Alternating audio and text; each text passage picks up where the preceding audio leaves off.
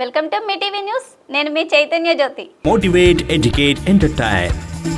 ఇప్పుడు RK steel profiles మన కల్వకుర్తిలో అశ్వాపురం మండలంలోని రైతు వేదికలో ఎంపీపీ కంచుకట్ల వీరభద్రంపై నెగ్గిన అవిశ్వాస తీర్మానం రైతు వేదిక సుమా ఆధ్వర్యంలో సుజాత ఎంపీటీసీల సంఘం అధ్యక్షుడు మోడికుంట ఎంపీటీసీ కమటం నరేష్, ఎంపీటీసీ రామకృష్ణ, కొమరం చిట్టమ్మ, తుళ్లూరు గంగా భవానీ, తాటి పూజిత హాజరై 9 మంది ఎంపీటీసీలు చేతులు పైకెత్తి అవిశ్వాసానికి మద్దతు తెలిపారు. అవిశ్వాసం నెగ్గినట్లుగా ఇన్ఛార్జి ఆర్డీఓను సుమా ప్రకటించారు. పంచాయతీరాజ్ కమిషనర్కు పంపించినట్టు తెలిపారు. వచ్చిన తర్వాత ఎన్నుకుంటారని తెలియజేశారు. ఈ కార్యక్రమంలో తహసీల్దార్ స్వర్ణప్రసాద్ తదితరులు పాల్గొన్నారు. 2020 ఎల్ఆర్ఎస్ ప్రక్రియ వేగవంతం చేయాలని మున్సిపల్ రిజిస్ట్రేషన్ల శాఖలకు ముఖ్యమంత్రి రేవంత్ రెడ్డి ఆదేశాలు జారీ చేశారు. 2020 భూముల క్రమబద్ధీకరణ దరఖాస్తుపై రాష్ట్ర ప్రభుత్వం కీలక నిర్ణయం తీసుకుంది. లక్షలాది మంది దిగువ మధ్యతరగతి కుటుంబాలకు మేలు చేసే ఎల్ఆర్ఎస్ ప్రక్రియను వేగవంతం చేయాలని ముఖ్యమంత్రి రేవంత్ రెడ్డి అధికారులకు ఆదేశాలు జారీ చేశారు. ఎమ్మెల్యే డాక్టర్ చిక్కుడు వంశీకృష్ణ గారి సొంత ఊరు ఎల్మపల్లి గ్రామ అభివృద్ధికై శంకుస్థాపన కార్యక్రమాలు చేయడం జరిగింది.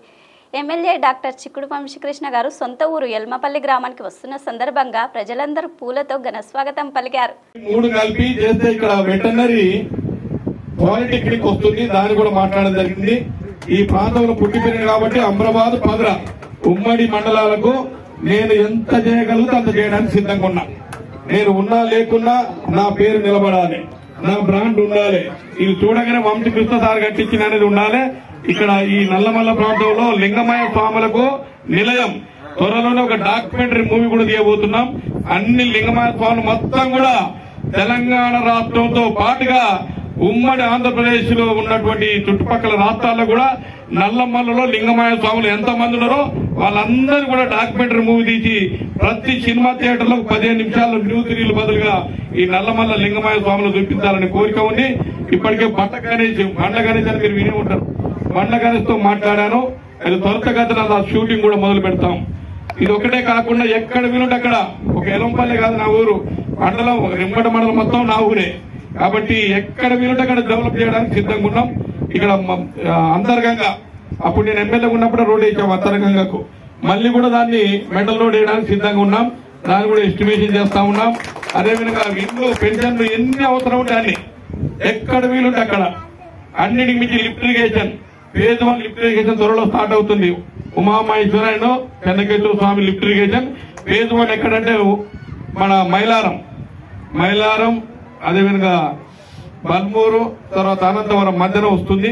దానికి చిన్న ప్రాబ్లం వస్తున్నాయి. ఇప్పటికే ముఖ్యమంత్రి గారితో మాట్లాడి ఫాస్ట్ ట్రాక్ బేసిస్ మీద అంటే ఫాస్ట్ గా చేసే దాని మీద మొన్న మీరు చూసినో లేదో కొడంగల్లో నేను ఒక పేపర్ ఇచ్చిన. ఆ పేపర్ ఇది ఫాస్ట్ ట్రాక్ బేసిస్ మీద చేయాలి. ఫస్ట్ ఫేజ్ కాగానే సెకండ్ ఫేజ్ కాబట్టి ఈ 2 ఫేజులు, సెకండ్ ఫేజ్ లో అమ్రాబాద్ అని పదర వస్తుంది, ఫస్ట్ ఫేజ్ లో కింది వరకు నచ్చపేట వరకు వస్తుంది. ఎక్కడ వీలుంటే అక్కడ neat first water irrigation industries institution Amrabad లో కూడా ఒక మంచి డిగ్రీ కాలేజీని మోడల్ డిగ్రీ కాలేజ్ చేసి పీజీ కూడా చేయాలని చూస్తున్నాం.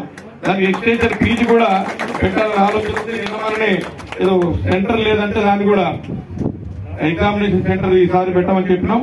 అక్కడ కూడా కాంపౌండ్ వాళ్ళు ఇచ్చాం, అక్కడ కూడా 20 lakhs ఇచ్చాం. అదేవిధంగా జూనియర్ కాలేజ్ కూడా ఒక 50 lakhs ఇచ్చాం.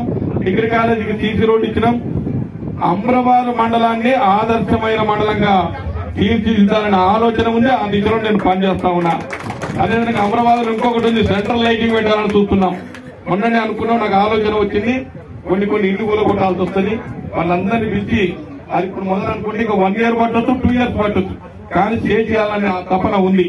అదేవిధంగా మన్ననూరు కూడా gateway of Nallamala, Mannanur కూడా అన్ని రకాలుగా మన్ననూరు చూడగానే అమ్రాబాద్ ఎట్లా ఉందనేది అక్కడే కనబడుతుంది. అంటే ముఖం చూడగానే మనిషిని గుర్తుపట్టినట్టుగా మన్ననూరు చూడగానే ఆ అమ్రాబాద్ మనకు బాగానే ఉంటది. ఎందుకంటే అక్కడ శ్రీశైలం రోడ్డు ఉంది.